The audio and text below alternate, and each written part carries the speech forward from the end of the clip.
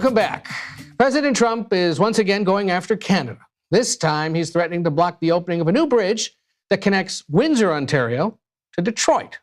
See it there on a map. The Gordie Howe International Bridge, named for the hockey great, has been under construction since 2018. Canada picked up the tab on the multi-billion-dollar project. The president, though, lashed out on social media overnight, saying he would block the bridge's opening over a range of economic issues and that the U.S. must be, quote, fully compensated for everything we've given them. Earlier, I spoke to the Premier of Ontario, Doug Ford, about all this. Take a listen. I wanted to start with your reaction to the president's threats to hold up this construction project. Well, I find it ironic, Ed, that the president back in 2017 endorsed it and fast-tracked the project.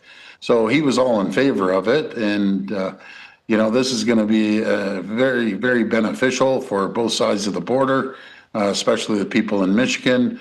There's going to be over 850,000 truck hours per year, if you want to say that. And every day that it's held up or closed, that's 2,339 truck hours sitting there idling. But it's going to hurt the economy in Michigan. It'll hurt Ontario. And this is all about politics. It's not about fact. And it's unfortunate, I should say, that he doesn't have the facts. And I'd be more than happy to give the facts.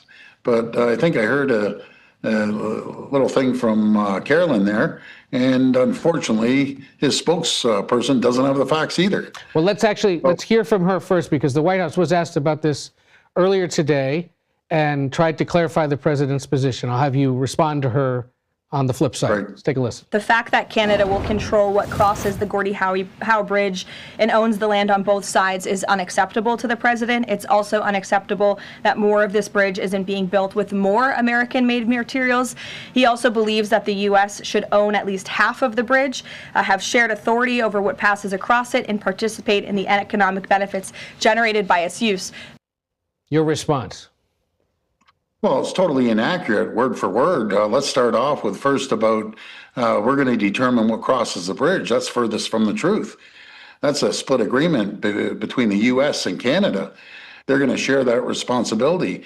And as for not using American labor, well, Canadians paid for the whole bridge, but in saying that, 25% of the bridge is made by American concrete, American steel, American workers. And then saying that we control both sides of the bridge is just so far from the truth.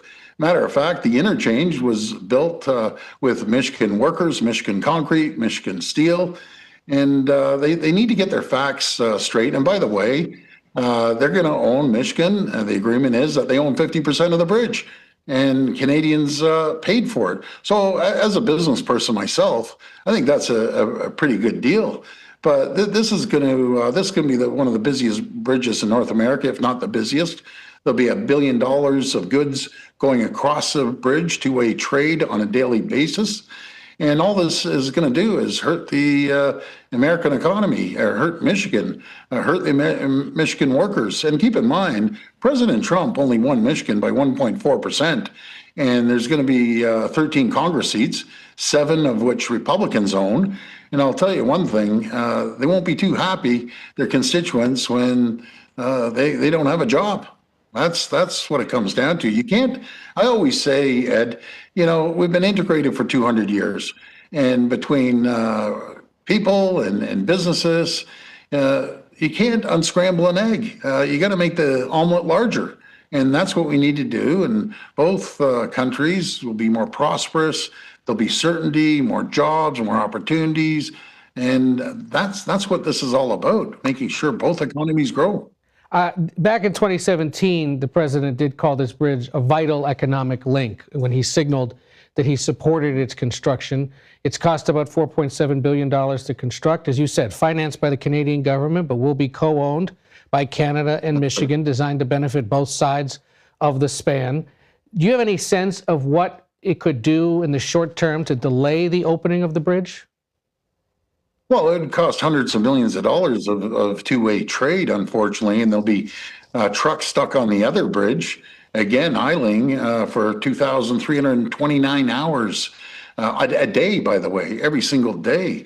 So that is not a good thing for both economies.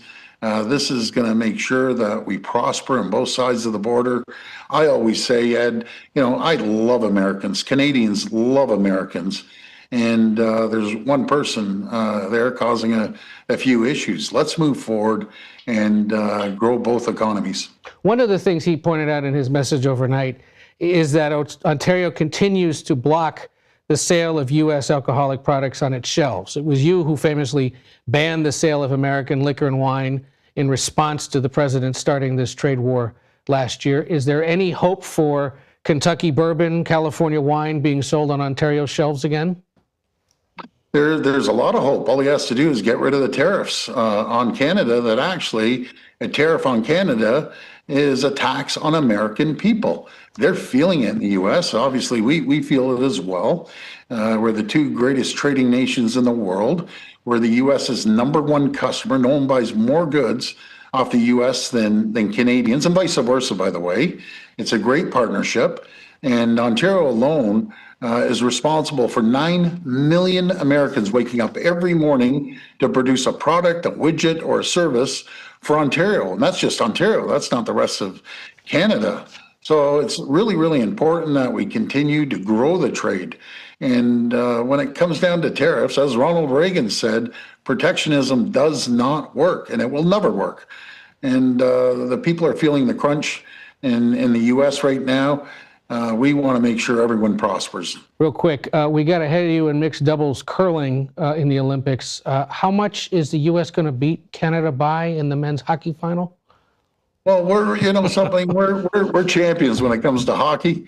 You beat us, you beat us in baseball, so now we're going to have to have a little revenge on the hockey side. But this is great camaraderie back and forth. I can't tell you how many Americans are married to Canadians and Canadians married to Americans. It's in the millions. We've had a great relationship for 200 years, and we can't let one person destroy our relationship, and that one person will not destroy it. We'll keep moving forward and continue making sure both countries prosper. Premier Doug Ford of Ontario, thank you for taking the time. Good to talk to you again. Thank you. Great to talk to you too. And God bless America. God bless Canada. Thank you.